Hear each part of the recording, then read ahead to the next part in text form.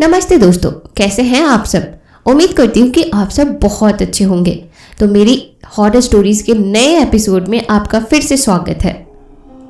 अगर आपके पास भी कोई हॉरर स्टोरीज है और आप चाहते हो कि मैं आपकी कहानी को आवाज़ दूँ, तो आप मुझे इंस्टाग्राम पर शेयर कर सकते हो। मेरी इंस्टाग्राम की आईडी है digitaldiव्या001। मैं आपकी कहानी को आवाज़ जरूर दूंगी। तो चलिए कहानी को शुरू करते हैं। घर में वही हंसी खुशी वाला माहौल फिर लौट आया था। नानी की तबीयत भी ठीक हो चुकी। मम्मी मौसी सब घर जाने को तैयारियों में लगे थे। मम्मी ने मुझे भी साथ चलने को कहा, लेकिन मैंने कहा कि अभी छुट्टियां खत्म होने में कुछ दिन बाकी है, इसलिए मैं अभी नहीं जाऊंगी। आप जाओ, मैं आ जाऊंगी किसी के साथ। जाते जाते मम्मी और मौसी मुझे खूब समझा गई कि अब मैं कोई शैतानी ना करूं और नानी को तो बिल्कुल भी परेशान ना करूं। उसी रात जब मैं वॉशरूम जाने के लिए उठी तो मैंने उस कोठरी के अंदर किसी के जल्दी जल्दी चलने की आवाज़ें सुनी। ये सुनकर मेरी तो सिट्टी पिट्टी गुम हो गई। मुझे लगा था कि अब वो कभी नहीं आएगी, लेकिन ये मेरी सबसे बड़ी भूल थी। फिर मैंने ध्यान दिया कि आज तो पूर्णमासी है।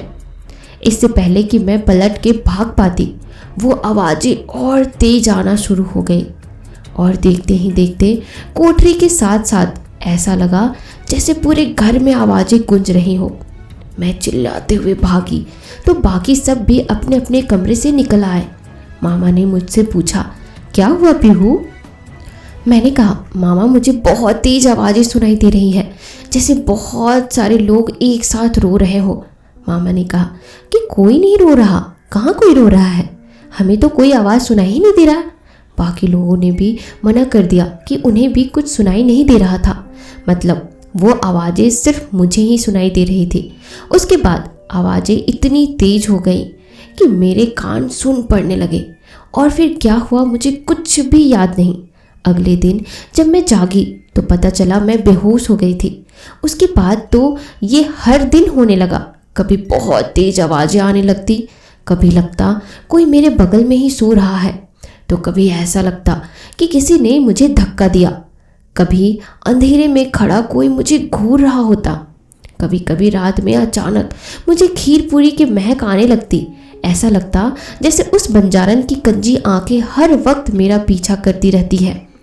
वो मुझे हर जगह खुद को घूरती हुई दिखाई देती। धीरे धीरे मेरी हालत बहुत ख़राब होने लगी थी। अब ना मैं सही से सो पाती, ना ही कुछ खा पाती। सोच रही थी कि इससे अच्छा तो मैं मम्मी के साथ घर चली जाती। जो बंजारन उस दिन मुझे दुनिया की सबसे सुंदर औरत लगी थी, आज उससे मुझे सबसे ज़्यादा डर लगने लगा था। घर में मैंने किसी को अब तक ये बात नहीं बताया था कि मेरे साथ क्या हो रहा है। मैं रात को नानी के पास ही सोती थी। अब एक दिन जब रात को नींद खुली तो देखा कि नानी वहाँ नहीं है। तभी मुझे लगा कोठरी की तरफ कोई है। मेरी हिम्मत नहीं पड़ रही थी कि मैं वहाँ जाकर देखूं, लेकिन फिर मुझे लगा कि कहीं ऐसा ना हो कि मेरी वजह से नानी मुसीबत में पड़ जाए।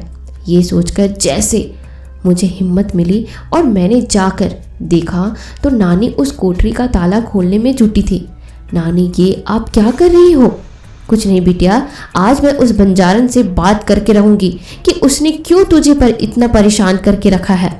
तुमने जो भी किया वो तुम्हारी ना समझी थी, फिर वो क्यों तुम्हें इतना परेशान कर रही है?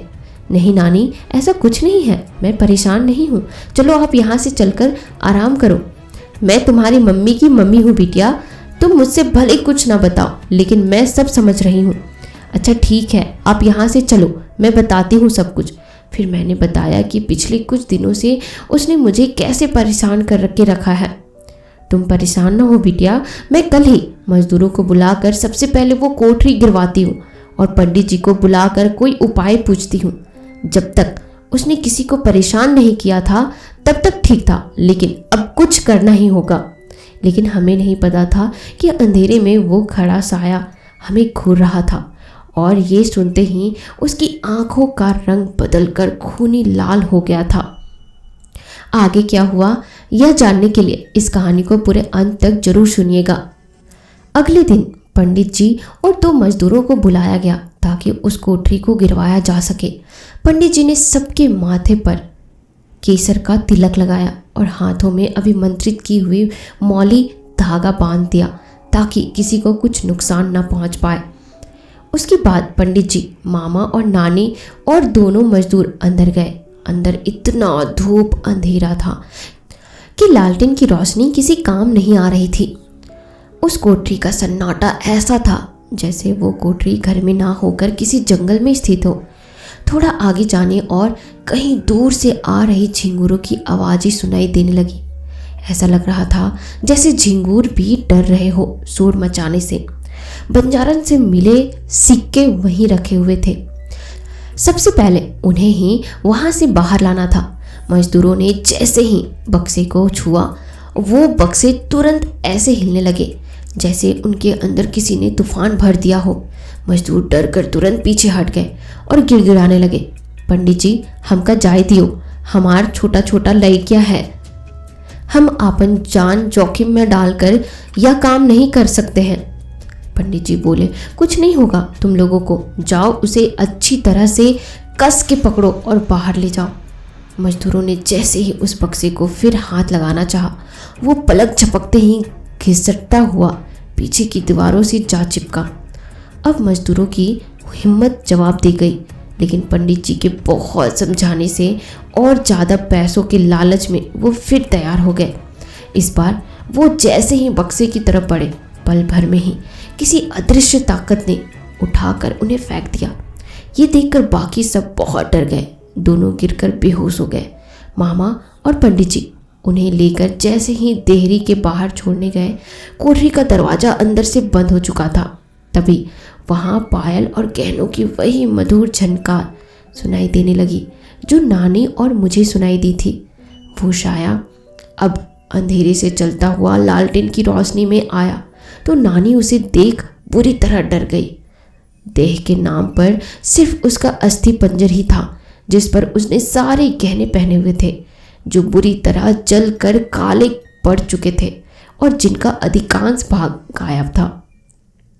और हाँ, सारे शरीर में सिर्फ उसकी आंखें ही थी जो सही सलामत अपनी कोटरों में थी, लेकिन इस वक्त उनमें जैसे खून भरा था। श्यामा नानी का नाम था। तू मुझे मेरे ही घर से भगाएगी? तेरी ये हिम्मत? मेरे ही दिए धन से तेरे परिवार की आज ये शानो शौकत है और तेरी ये मजाल कि तू मेरा घर गिराए। ये बोलते हुए उसकी आंखों की पुतलियों का रंग सफ़ेद पड़ चुका था और अब उसकी आंखें उनकी रीढ़ की हड्डी में सिहरन पैदा कर रही थी। तूने मेरी बच्ची को परेशान किया है। उस बच्ची ने तेरा क्या बिगाड़ा था जो तू उसे इतना परेशान कर रही है? मैंने परेशान किया तेरी बच्ची को या उसने खखल डाली मेरी सुकून में? क्या जरूरत थी उसे मुझे टोकने की? अरे वो तो उससे गलती हो गई, पर बदले में तूने भी तो उसको जीना हराम कर दिया है। मैंने तुझे यहाँ रहने दिया, मेरे खानदान ने कभी तुझे परेशान नहीं किया और तू आज मेरी पीहू को परेशान कर रही है। तूने और तेरे खानदान ने मुझे यहाँ रहने दिया? हा हा हा हा। अरे मूर्ख, तुम लोगों ने मुझे नहीं बल्कि मैंने तुम लोगों को यहाँ रहने दिया है। अब जो भी बोल तू, मैं आज तेरी कोठरी गिरा के रहूंगी। ये कहकर नानी ने जैसे ही फावड़ा उठाया वो वहीं हवा में ऊपर टंगा रह गया और नानी की चीख बाहर तक सुनाई दी। हम सब वैसे ही दरवाज़ा पीट रहे थे। नानी की आवाज़ सुनकर हम बहुत डर गए कि क्या हुआ उनके साथ। सबने कोशिश कर ली थी लेकिन दरवाज़ा नहीं खुला। सब थक चुके थे। थोड़ी देर बाद मैंने दरवाजे पर धक्का लगाना शुरू किया और एक धक्के के साथ ही वो खुलकर वापस फिर बंद हो गया, लेकिन मैं तब तक अंदर आ चुकी थी। आओ पीहू, बंजारों की दुनिया में तुम्हारा स्वागत है। अंधेरे में मुझे कुछ भी दिखाई नहीं दे रहा था, बस उसकी आवाज़ सुनाई दी जिससे पता चला वो मेरे बहुत करीब खड़ी थी। मैं डर के पीछे हट गई। मेरी नानी कहाँ है? क्या किया तुमने उसके साथ? ये कहते हुए मैं अंधेरे में ही उन्हें टटोलने लगी। थोड़ा आगे बढ़ने पर मेरे पैरों के नीचे लालटेन के टूटे हुए टुकड़े पड़े। उनसे बचने के लिए मैं जैसे ही थोड़ा अलग हटी, किसी चीज़ से टकराकर गिर पड़ी। टटोल कर देखा तो वो नानी थी। चेहरा शायद खून से सना था। उन्हें इस हालत में देखकर मैं रोने लगी। नानी उठो ना, क्या हुआ आपको? नानी प्लीज उठो ना नानी। क्या क्या तुमने मेरी नानी के साथ? अगर उन्हें कुछ भी हुआ तो मैं तुम्हें छोड़ूंगी नहीं। दुख और गुस्से से मैं कांप रही थी। जैसी नानी वैसी नातिन। हा हा हा हा। तूने मुझे टोका था ना, मेरे सुकून में बाधा डाली। अब तुझे उसकी सजा तो भुगतनी पड़ेगी ना। हाँ तो बदला मुझसे लेती ना। इन लोगों ने तुम्हारा क्या बिगाड़ा है? बंजारन कहती है, जो कोई भी मुझे मेरे घर से निकालने की हिम्मत करेगा उसको कोई नहीं बचा सकता। अभी तो मैंने कुछ भी नहीं किया, मैंने तो बस लालटेन गिराई और ये अंधेरे में डर कर खुद ही गिर पड़ी। हा हा हा हा। इतनी कमजोर दिल की है ये श्यामा, और तू कल की छोरी आई है मेरा घर गिराने, मुझसे मुकाबला करने। हा हा हा हा। ये तुम्हारी जैसी आत्मा का नहीं, जिंदा लोगों का घर है, इसे अपना मत बताओ, मैंने गुस्से में चीख कर कहा। ये सुनते ही उसकी आंखों में फिर खून उतर आया और उसने अपने हाथ को हवा में लहराया और मैं हवा से भी तेज गति से दीवार से टकराकर बेहोश हो गई। जब होश आया मैं एक अलग ही दुनिया में थी। जहाँ कोठरी थी वहाँ एक छोटा सा घर बना हुआ था। उसके आसपास कई जानवर बंधे थे। पास ही एक कुआं और छोटा सा बगीचा था जिसमें कुछ साग सब्जियां लगी थी। सब कुछ बहुत अलग तरीके से बना हुआ था। आज के गांव से बहुत अलग लग रही थी वो जगह। ये मैं कहाँ आ गई हूँ? ये मैं मन में सोच ही रही थी कि वही आवाज़ फिर आई। हाँ, ये मेरा घर है जहाँ मैं और मेरे पति बंसी रहा करते थे। इसी घर की ज़मीन पर आज तुम्हारा घर बना हुआ है। देखा तो बगल में एक लड़की थी, बिल्कुल मेरी ही हम उम्र, तांबाई रंग, मासूम से चेहरे में बड़ी बड़ी गंजी आंखें जिनमें लगा हुआ काजल उन्हें और भी सुंदर बना रहा था। कानों में बड़े बड़े चांदी के झुमके जिनमें लगे हुए छोटे छोटे घुंघरू मधुर धुन में ऐसे बज रहे थे जैसे बोलने में उसका साथ दे रहे हो। नाक में बड़ी नथ, गले में भारी सा हार, हाथों में भर भर के चूड़ा और बाजूबंद, कमर में कमरधनी और पैरों में पाजेब, कलीदार रंग बिरंगा घाघरा और अंगिया पहने वो किसी और देश की ही मालूम पड़ रही थी। आज जब उसे इतने करीब से देखा तो लगा ये तो मेरी सोच से भी सुंदर है। तुम ही हो वो जिसे मैंने उस रात देखा था। जैसे मुझे अब यकीन ही नहीं हो रहा था कि जिस भयानक रूप में मैंने उसे कुछ देर पहले देखा था वो यही थी। हाँ, मैं वही हूँ। फिर मैंने अभी जो कुछ देर पहले देखा वो क्या था? ये सुनकर उसकी आंखें नम हो गई और उसने बताना शुरू किया। बात तब की है जब देश आज़ाद नहीं हुआ था। जैसा कि तुम देख रही हो, मैं एक बंजारन हूँ और अपने समूह के साथ मैं गांव-गांव जाकर डेरा डालकर नृत्य और गाना गाती थी। यही मेरी जीविका थी। ऐसे ही एक बार जब मैंने यहाँ से कुछ दूर के गांव में डेरा डाला हुआ था तब मुझे एक लड़के ने देखा जिसे मैं बहुत पसंद आ गई थी। मैं आसपास के गांवों में जहाँ भी जाती वो मेरा गाना सुनने और नृत्य देखने आया करता था। धीरे धीरे मैं भी उसे पसंद करने लगी और हम मिलने लगे। बंसी नाम था उसका। एक दिन उसने मेरे सामने शादी का प्रस्ताव रखा जिसे मैंने मना कर दिया क्योंकि हमारे कबीले के नियमानुसार मैं कबीले से बाहर ब्याह नहीं कर सकती थी। वो अनाथ था, इसलिए उसके घर में तो कोई रोकने टोकने वाला नहीं था, पर मैं नियमों से बंधी थी। उससे शादी करने का मतलब था कबीले से बाहर हो जाना, लेकिन उसके प्यार के आगे मेरे कबीले के नियम हार गए। हमने भागकर शादी कर ली और आकर इस गांव में रहने लगे। तब इसका नाम गोपालपुरा हुआ करता था। फिर यहाँ आकर हमने ये घर बनाया और बंसी एक जमींदार के यहाँ मजदूरी करने लगा। हमारी रोजी रोटी अच्छे से चल रही थी कि मैंने ध्यान दिया कि बंसी रात को अक्सर घर से गायब रहने लगा था। कुछ पूछो तो भी नहीं बताता। मुझे उसकी चिंता होने लगी थी। एक दिन जब मैंने अपनी कसम देकर उसे पूछा तो पता चला वो क्रांतिकारियों के साथ काम करने लगा था। जमींदार के यहाँ अक्सर अंग्रेज अफसरों की महफिलें जमती थी जिसमें देश से संबंधित जानकारियों का भी आदान प्रदान होता था और बंसी का काम था उन जानकारियों को क्रांतिकारियों तक पहुंचाना। जब मुझे ये बात पता चली तो मुझे अपनी बंसी के ऊपर बहुत गर्व हुआ। उस समय क्रांति ऐसे रोग की तरह फैली थी कि इसकी चपेट में आने वाला कब शहीद हो जाए कुछ पता नहीं। वही मेरे बंसी के साथ हुआ। एक दिन बंसी को पता चला कि वो जमींदार अपना सारा पैसा कहीं और छिपाने की तैयारी कर रहा था, क्योंकि देश में क्रांति की बयार बहुत तेजी से फैल रही थी। और ये बात फैली थी कि देश के आज़ाद होने के बाद ना तो राजा रह जाएंगे और न रजवाड़े, राजा प्रजा सब एक समान हो जाएगी। अब प्रजातंत्र आने वाला था, जिसके बाद सारे राज्य और उनका सारा खजाना सरकार के हिस्से में चला जाता। तो फिर उस जमींदार की क्या औकात थी कि वो बचा रह जाता। फिर बंसी ने क्रांतिकारियों के साथ मिलकर उस खजाने को लूट लिया, जिसका थोड़ा हिस्सा बंसी को इनाम के रूप में भी मिला था। लेकिन पता नहीं कैसे जमींदार के आदमियों को उसमें बंसी के भी शामिल होने और पूरी मुखबिरी करने का पता चल गया। वो रात पूर्णमासी की रात थी जब मैं बंसी के लिए खीर पूरी बनाने वाली थी। उसे ये बहुत पसंद थी। तभी जमींदार के कुछ आदमी आए और बोले कि चलो, तुम्हें मालिक ने बुलाया है। बंसी को इस बात की तनिक भी भनक नहीं थी कि उन्हें पता चल गया था सब। वो मुझसे बोल कर गया था कि तुम बना के रखो, मैं अभी आता हूँ, लेकिन कभी लौट के नहीं आया। ये बोलते बोलते वो रोने लगी।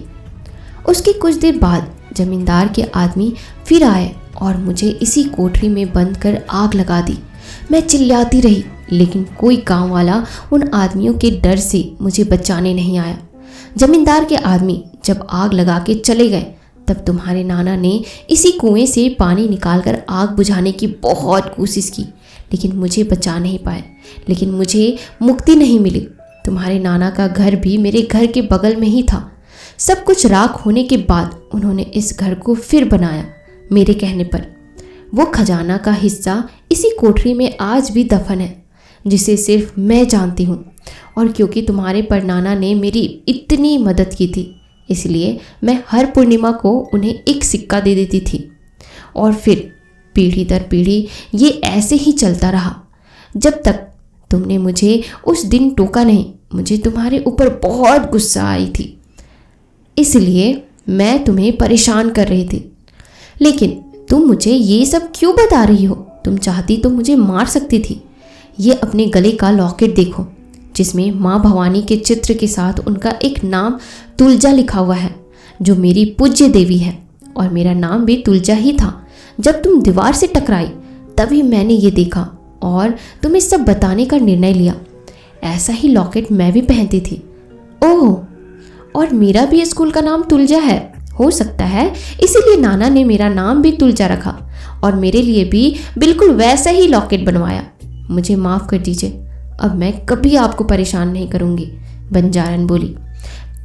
मैंने तुम्हें माफ़ कर दिया है तुलजा। मुझे लगता है अब मुझे चले जाना चाहिए। अब बंसी को दोबारा देखने की उम्मीद मुझे छोड़नी होगी। मैं कब तक ऐसे ही भटकती रहूँगी? मुझे मुक्त करा दो तुलजा। उसके बाद जब मुझे होश आया, मैं नानी के साथ उन्हीं के बिस्तर पर थी। उनके माथे पर पट्टी बंधी थी। मेरे होश में आते ही सबने राहत की सांस ली और पूछने लगे कि क्या हुआ था मुझे। फिर मैंने उन्हें तुलजा की सारी कहानी सुनाई और उसके मुक्त होने की इच्छा भी। फिर अगली पूर्णिमा को नानी ने पंडित जी को बुलाकर उस आत्मा की मुक्ति के लिए शांति पाठ और हवन किया। तभी मैंने आखिरी बार उसे देखा। आज वो परियों जैसे लग रही थी और हंसते हुए वो मुझे अलविदा बोलकर अदृश्य हो गई। और हाँ, जाते जाते वो मुझे खजाने का पता बता गई थी। तो दोस्तों, ये थी बंजारन की कहानी। आपको यह कहानी कैसी लगी मुझे कमेंट सेक्शन में ज़रूर बताइएगा। और अगर आप हमारे चैनल पर नए हैं तो आप हमसे जुड़ने के लिए इस चैनल को अभी ही सब्सक्राइब जरूर करना, ताकि आप आगे भी इस तरह की मज़ेदार कहानियाँ सुनते रहें। और साथ ही ये वीडियो जितना हो सके लोगों तक जरूर शेयर करना, ताकि वो इस कहानी का आनंद ले सकें। मिलते हैं नए एपिसोड में नए कहानियों के साथ। तब तक आप अपना ख्याल रखो।